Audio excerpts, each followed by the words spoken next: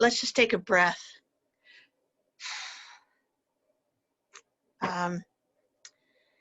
And change, you know, it's like, let's do a different kind of a walk, because we just need to do that.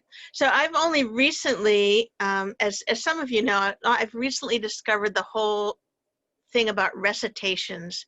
And some of our friends from Newfoundland and from America will have heard this one, but it gets better every time. So I dived right into the recitation business, and this is my first one. I call it a tiny little epic, and it's all true. Deep in Lansing, Michigan, where crabgrass grows in spring, twixt sidewalk and the entryway, bird feeders are the thing. Urban households, great and small, with cash and card we spend on seed and suet every week to entice our feathered friends. We purchase fancy feeders and poles to hang them high, a bird bath to put the water in so the sparrows don't run dry. But most of all, our money goes to squirrel technology. But baffles, cages, nothing seems to keep us squirrel free. Those pesky little rodents, black and red and gray, eat our seed and suet every single day.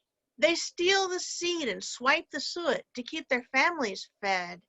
The biggest thief of all of them was tiny little Red, about the size of nothing, with great enormous eyes, a face you'd sell your house for, and all of it was lies. That tiny little rascal with his mouth and teeth and claws was a ball of greedy spitefulness from ears to tail to paws.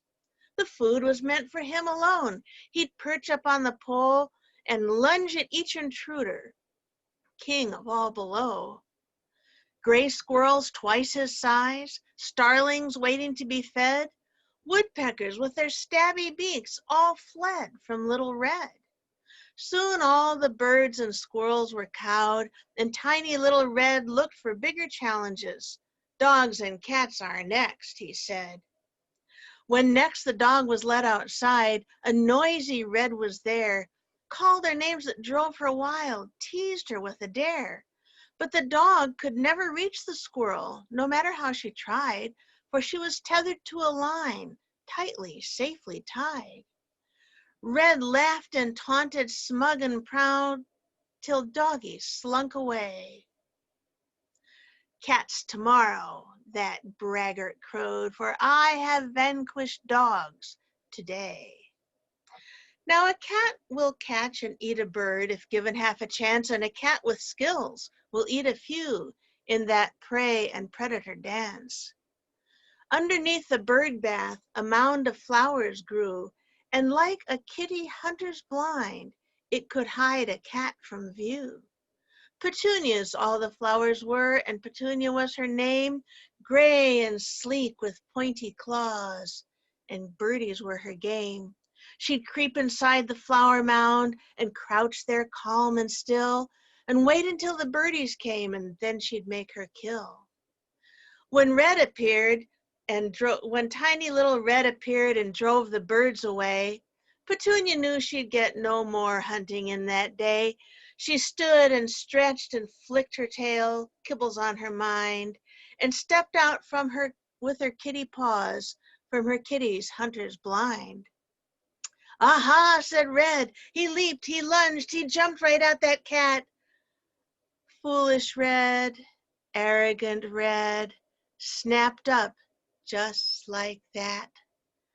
Tiny little flopping Red, held tight in Kitty's jaws, had gone right to his just reward, thanks to Petunia's kitty paws. So take heed, you braggarts everywhere, for fate is harsh but just. Unless you mend your ways like tiny little Red, you'll bite the dust.